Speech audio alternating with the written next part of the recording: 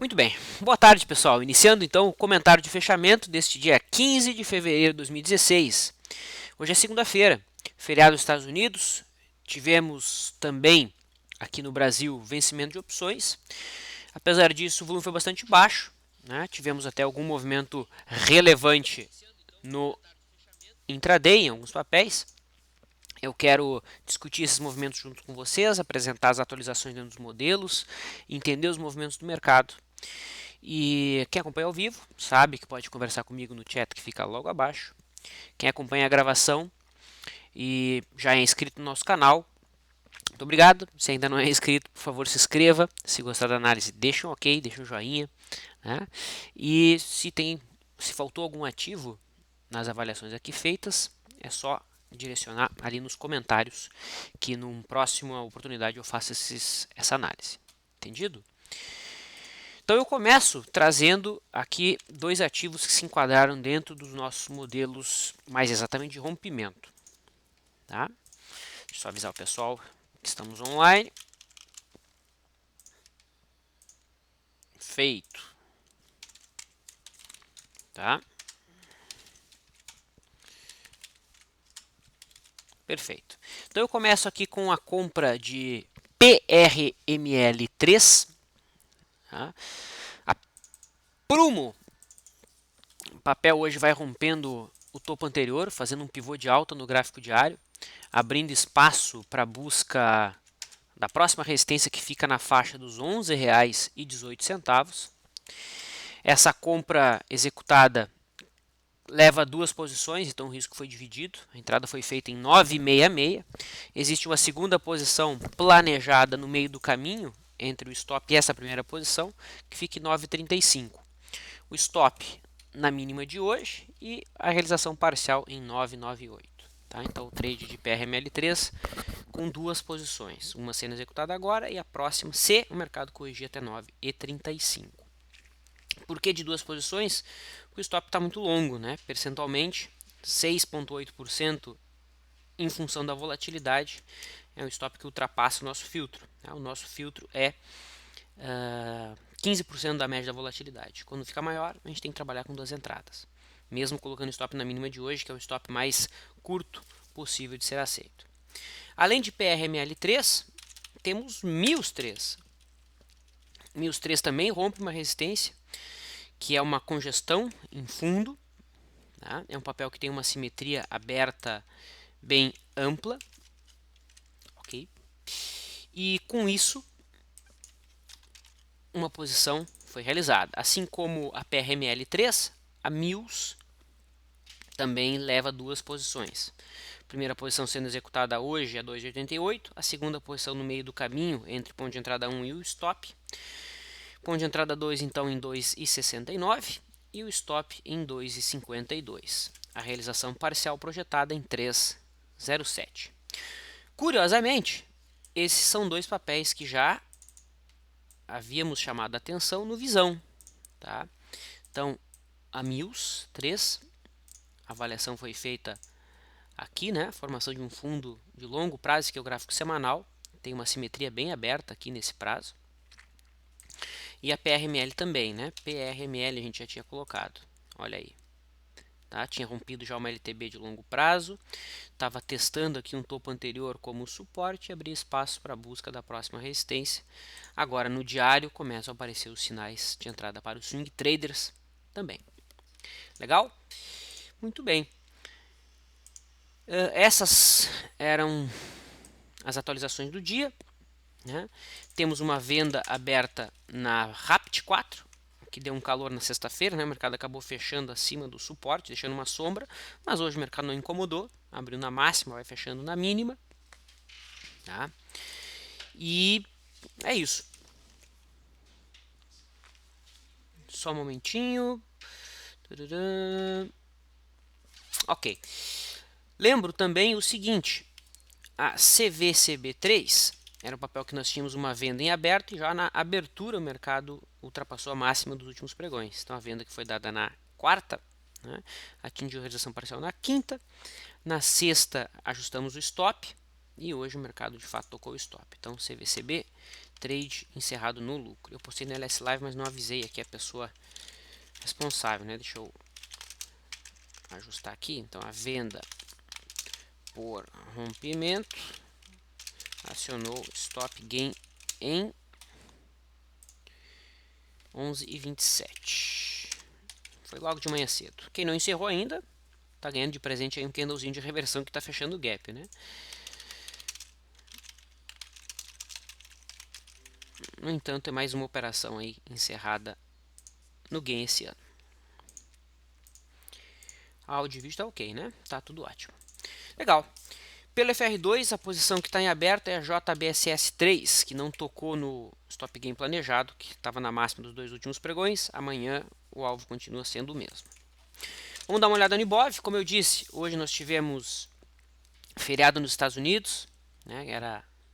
É aniversário da cidade de Washington, né? Então, isso fez com que o volume fosse bastante afetado aqui no Brasil, apesar de ser vencimento de opções, né? Normalmente,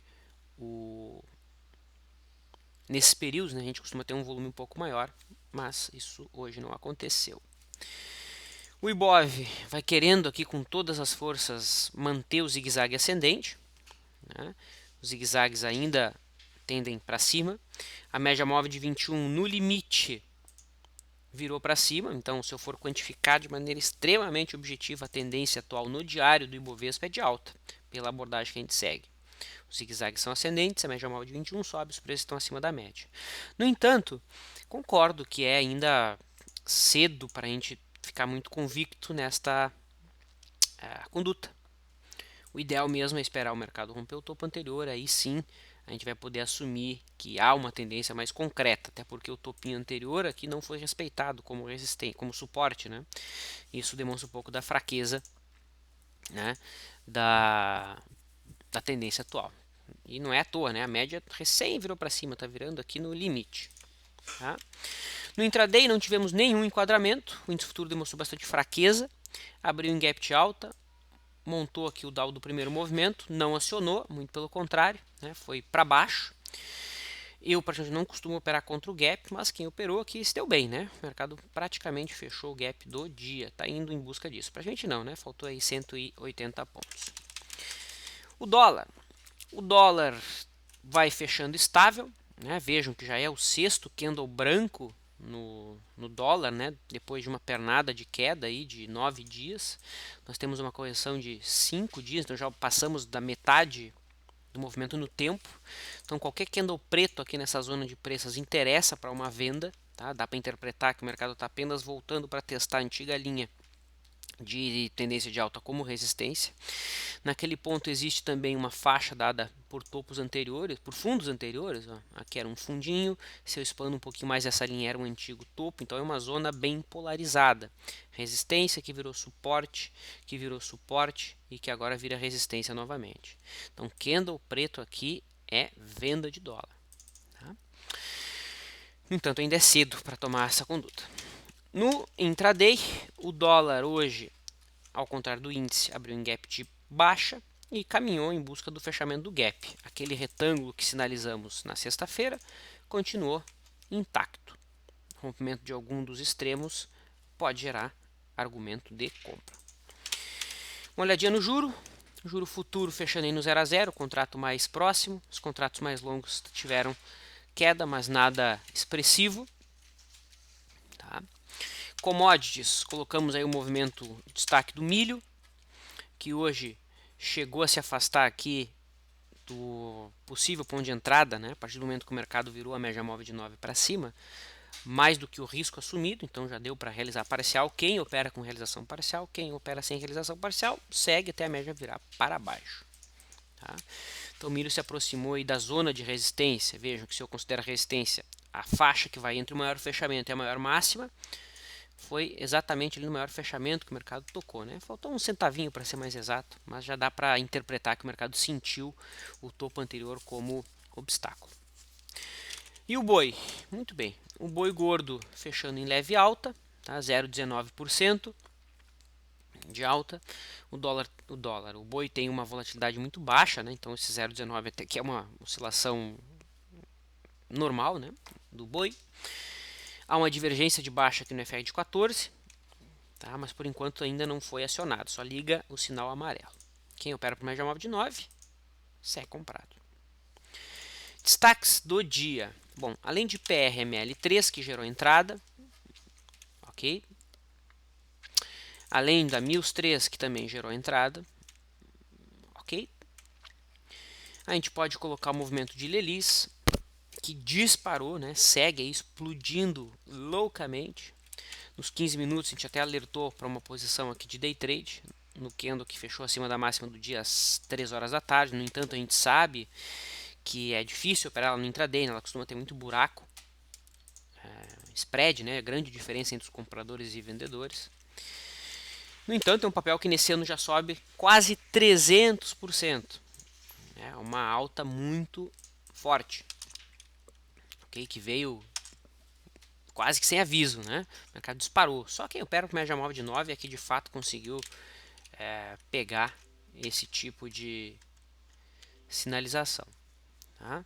Deixa eu só fazer uma coisinha aqui, pessoal. Aí. Além dela, MGLU3, né, também disparou, vai indo em busca aqui do topo anterior, na faixa dos R$ 19,30. Tá? Que mais? PDG segue em alta, não quer saber de parar de subir. É um papel que também vai subindo lenta e paulatinamente. Quem opera para média móvel de 9 conduz. Lembra que nesse dia que a gente sinalizou uma entrada, né? Só que infelizmente não estava perfeitamente enquadrado no modelo que a gente opera. Mas a gente comentou, né? Pô, que vale fechar um olho, né? Um rompimento em fundo, um sinal ótimo e perfeito para operar. O mercado disparou. Quem já realizou parcial, carrega esse trade pelo máximo possível. Há uma simetria aberta aqui vertiginosa. Vai que esse papel volta lá para os R$ 30. É loucura dizer isso? Não.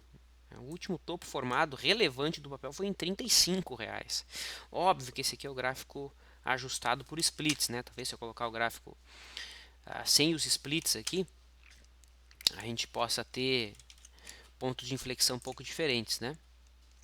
Mas olha só esse gráfico não ajustado, olha a bandeira que está sendo formada aí. É óbvio que não dá para levar isso em consideração, né? Porque não é o gráfico que foi construído pelo mercado de fato. É um gráfico artificial. O que mais? VVAR3. A gente estudou a possível entrada aqui nesse papel, mas vejam que ela acabou se segurando aqui em cima dessa resistência dada pelas máximas de dezembro. No entanto, quem quiser fechar um olho, eu vejo que dá para fechar um olho aqui nesse papel, tá? É uma bandeira isso aqui. Mastro, bandeira. Projeto todo mastro a partir do fundo. 8,15. Nessa situação, o ideal é deixar o stop mais longo possível. Para cá, se caso o mercado voltar aqui e ficar oscilando aqui dentro, o teu stop não seja ameaçado. Se colocar o stop já na mínima de hoje, pode ser que o mercado stop e a configuração altista não seja desfeita. Mas é um papel que tem bastante potencial também, VVAR3.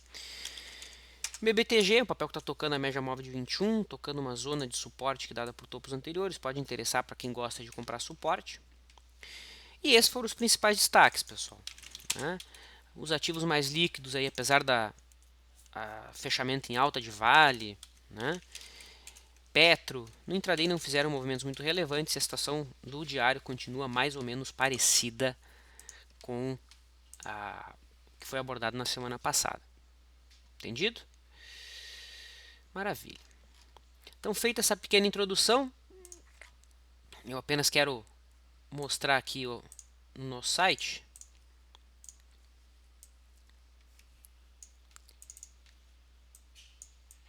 muita gente não conhece, né, e não sabe, mas um dos serviços que a Landstormer oferece, né, é de treinamentos associados ao mercado. Existem diversos treinamentos que você pode estar investindo os seus recursos para melhorar sua performance dentro do mercado, né, principalmente para quem entende que a análise técnica é uma escola que responde bem aos movimentos de prazo mais curto. Tá? E aqui na nossa loja existem pacotes e treinamentos que podem ser úteis para vocês. Tá? Existe um pacote aqui que engloba todos os métodos da equipe, né? Além da análise técnica para traders, que serve como uma base filosófica e teórica também, né? De todos os modelos. Então aqui esse pacote métodos LS e análise técnica para traders, que acaba indo como bônus, está sendo oferecido agora no site. Método BIS Day Trade, Swing Trade, método BIS de Day Trade e de Swing Trade, método Leandro de Swing Trade e de Day Trade, método Stormer de Swing Trade e de Day Trade são ali colocados.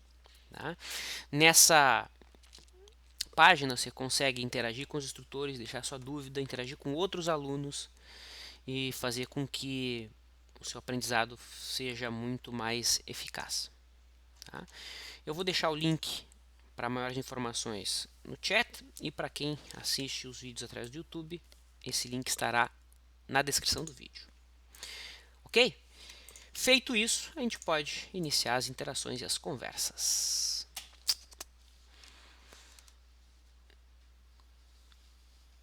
Vamos lá. Júlio CS. Vlad, essas entradas de Mills e PRML3 não estão com volume abaixo da média?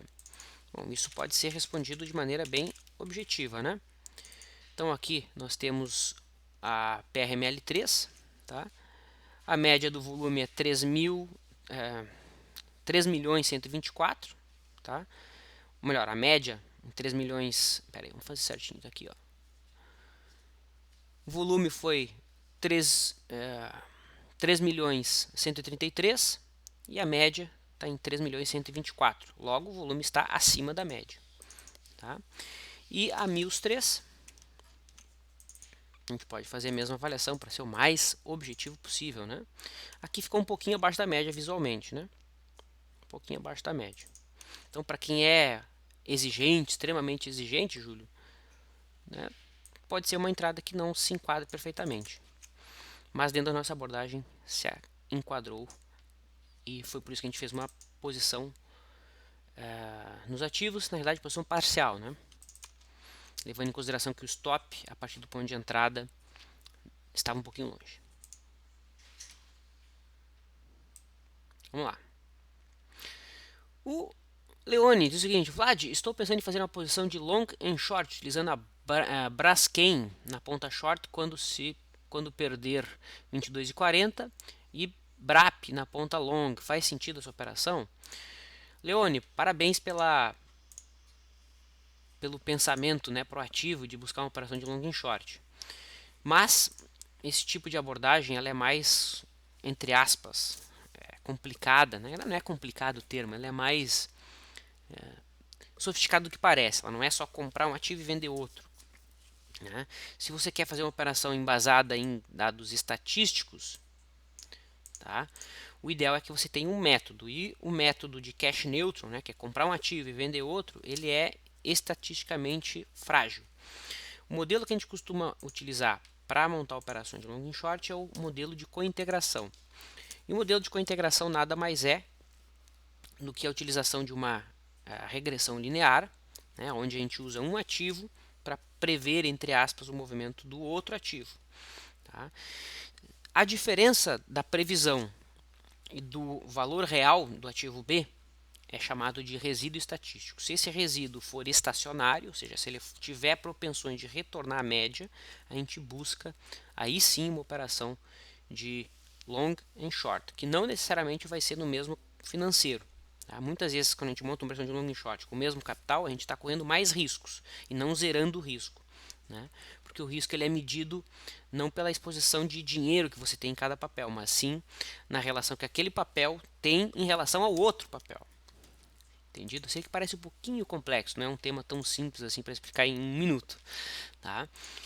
Mas, respondendo a tua pergunta, vamos ver se faz sentido aqui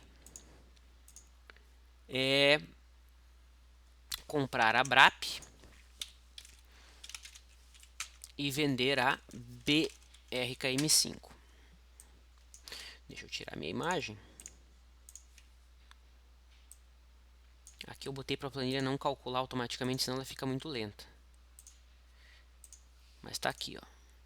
Então, primeiramente, o resíduo parece, esse aqui é o resíduo estatístico, esse aqui é a diferença da previsão entre BRAP e Braskem. Tá? O resíduo parece ser estacionário, né? Ele tem propensão de voltar à média, ele trabalha de maneira lateral. Mas para que essa avaliação não fique subjetiva, Leone, a gente utiliza um filtro, que é o tal do Dickey Fuller. Eu não vou ter tempo para explicar aqui como é que ele funciona. E ele não diz que esse par aqui é cointegrado, ou seja, comprar BRAP e vender PRKM5 é uma operação aleatória. Né? Não faz muito sentido estatisticamente. Para você ter uma ideia, um par que faz sentido dentro dessa ótica. Deixa eu colocar aqui para você. Ó, é BBDC4 e Itaúsa.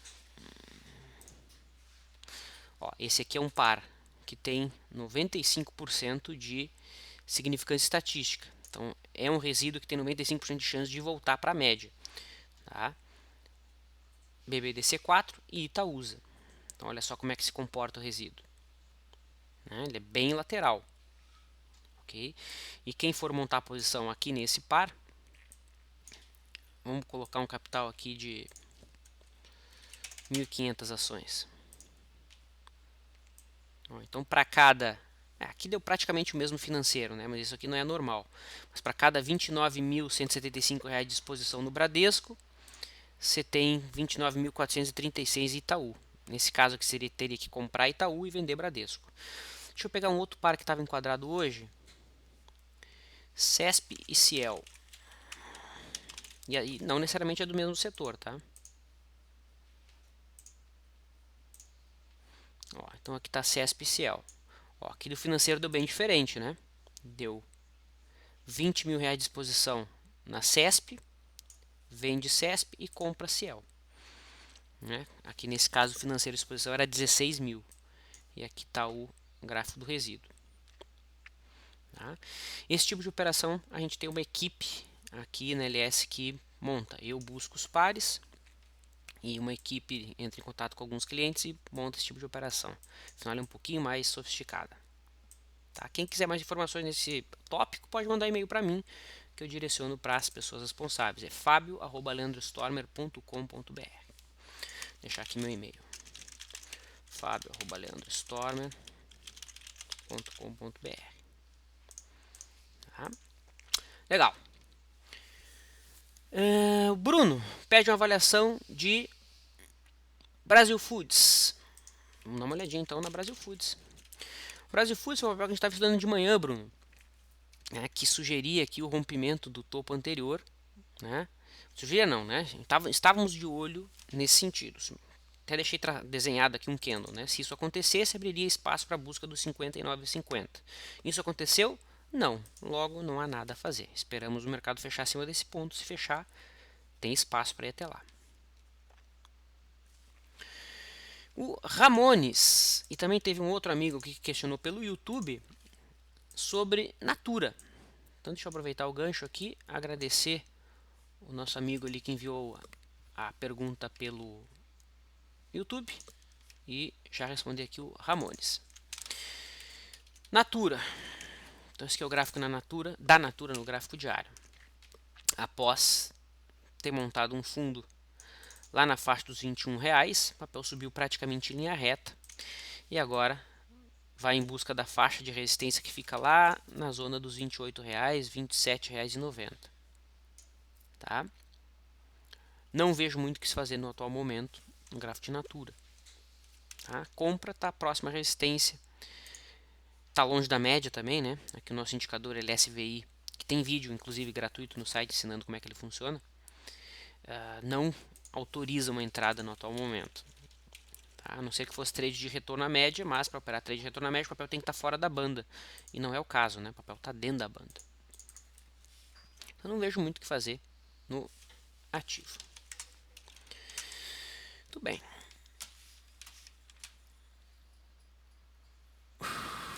E no semanal da Brasil Foods tem um Master Bandeira? Não, não vejo Master Bandeira no gráfico semanal de Brasil Foods. Não vejo. Na realidade houve o Master Bandeira para baixo aqui, né? Ó, Mastro. e bandeira. Isso aqui era o mastro e bandeira para baixo, né? Mastro e bandeira. O alvo daquele mastro e bandeira, inclusive, já foi acionado? Não foi ainda. Tá? Seguindo. O Rafael coloca, Vlad, a reside, temos a formação de bandeira. Caso rompa, devemos levar em consideração o afastamento da média ou para o momento de bandeiras não consideramos? Ótima pergunta. Então, primeiro top da tua pergunta. Isso aqui tem mais cara de flâmula, né? Quando a correção é em formato retangular, a gente chama de bandeira. Quando ela é em formato triangular, a gente chama ela de flâmula. Isso não diferencia em nada, né? O alvo é o mesmo. O alvo é o mastro projetado a partir do momento que o mercado rompe. Tá? Papel que tem potencial de seguir em alta. Olha aí. Pode ir para R$10 esse papel. E a pergunta do Rafael é a seguinte: nos rompimentos de bandeira, eu tenho que levar em consideração a distância da média? Bom, nesse caso, vem aquele bom e velho fechar um olho, né? Mas a gente tem que fechar um olho. E no rompimento de bandeira, nem sempre o mercado vai estar próximo da média. Muito pelo contrário, né? O mercado vai dar uma espichada louca, forte, que deixou a maior parte dos players de fora. Essa puxada forte vai fazer com que a volatilidade exploda, né? Aquela lateralização não vai dar tempo da volatilidade que explodiu voltar para a média, né? A volatilidade vai continuar alta e se houver o rompimento da bandeira, se eu uso filtro de volatilidade para montar trade de rompimento, eu não vou acabar não entrando. Então, quando há uma bandeira ou uma flâmula clara, eu acredito que sim, dá para fechar um olho no papel. Tá? Propósito, parece ter uma linha de referência batendo ali ou impressão minha?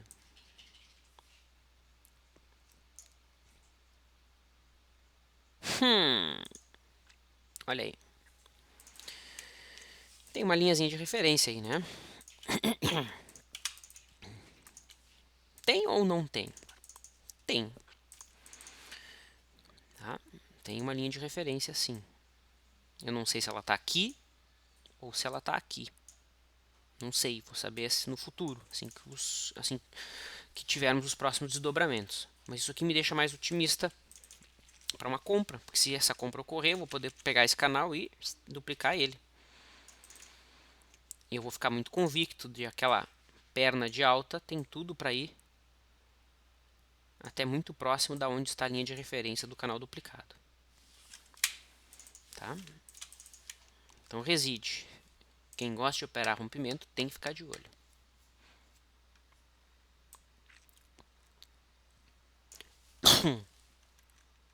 Perdão.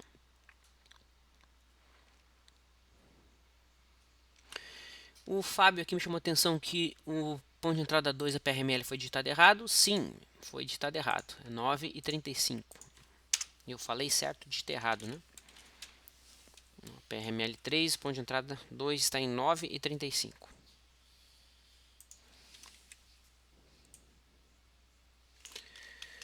Só um momento.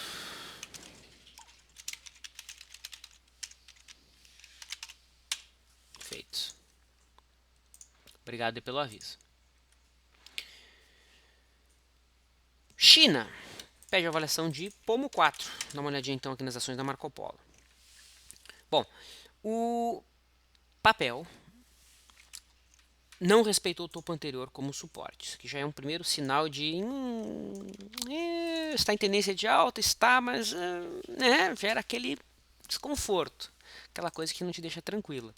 Né?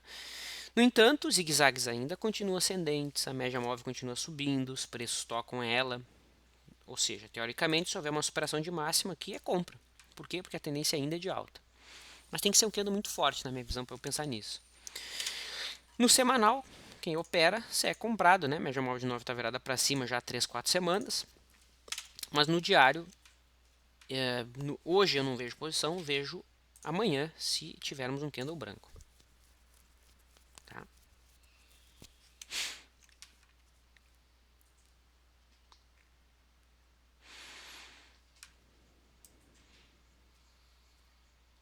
Muito bem. Um amigo aqui não se identificou diz o seguinte: gosto muito quando você agrega os estudos de simetria com ABV. Poderia fazer isso com PDG e MILS? Na realidade, eu costumo utilizar a o IFR e não o ABV, tá? E não o ABV, eu prefiro o IFR de 14, tá? E vamos ver se tem alguma coisa que a gente possa fazer, algum estudo relevante aqui, né? Então, olha só, vamos ver se a gente tem como traçar uma LTB aqui no IFR da PDG. Esse aqui é o gráfico semanal, tá? Então, veja bem, ela está querendo, essa semana, romper a sua linha de tendência de baixa, que conecta os topos lá desde 2013. Tá? A LTB no preço equivalente seria essa, ó. Seria essa aqui. Ou seja, se essa semana a PDG fechar acima dessa LTB aqui no semanal, a gente vai poder afirmar que, pela leitura do Advanced Breakup, que é esse modelo, né, existem boas chances de que essa LTB aqui venha a ser rompida. Tá? Se eu olho para o lado esquerdo do gráfico, eu vou ver que após a formação desse fundo, que ficou limpa somente aqui nesse candle, né, do começo do mês, não há simetria, não há resistência. Resistência relevante mesmo, a gente só tem lá na faixa dos R$35. Então a gente poderia assumir que todo esse espaço aqui está aberto, né? Isso não quer dizer que o papel vai subir até lá em linha reta, ou melhor, não está nem dizendo que o papel vai subir, né? Só está dizendo que há espaço para subir. Tá? Até porque há uma grande distância aqui dos preços em relação à média, né? Então, para quem está comprado, a minha sugestão é conduza por algum trailing stop, pela média móvel de 9. Quem está de fora, espera algum sinal de entrada, que no momento não acontece desde o dia 1º. Tá? Em relação a Mills, vamos fazer o mesmo estudo então na Mills. Vamos colocar lá o IFR. Tem que ser um IFR do gráfico semanal. Então está aqui o IFR dela. Conseguimos traçar uma LTB? Ó, aqui já não há uma leitura tão limpa, né? Não houve ainda um Advanced Break Up.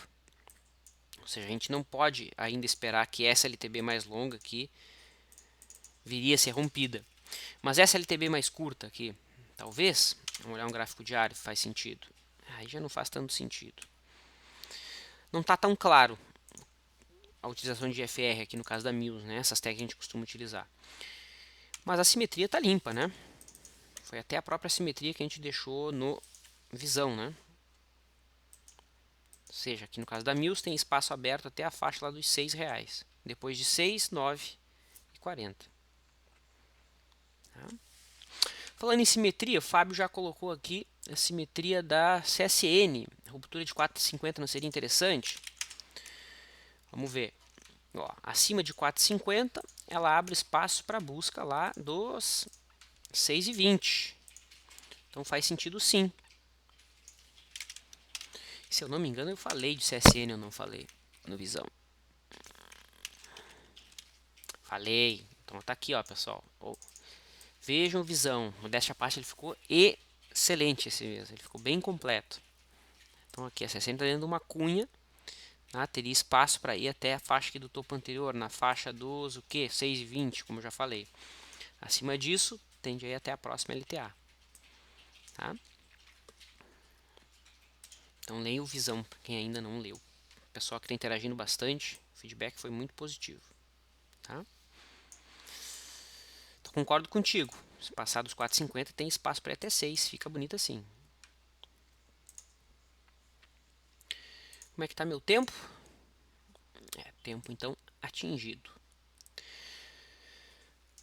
Lembrando que amanhã é o último dia para a gente operar no intraday em G16. Tá? Na quarta-feira tem o vencimento. O próximo contrato vai ser o em J16. A gente passa de fato a operar ele na quarta. Tá? Amanhã ainda operamos o G. Entendido? Legal. Eu me despeço, deixo um abraço a todos, desejo um bom descanso. Amanhã a gente volta a conversar. Valeu, pessoal. Até mais.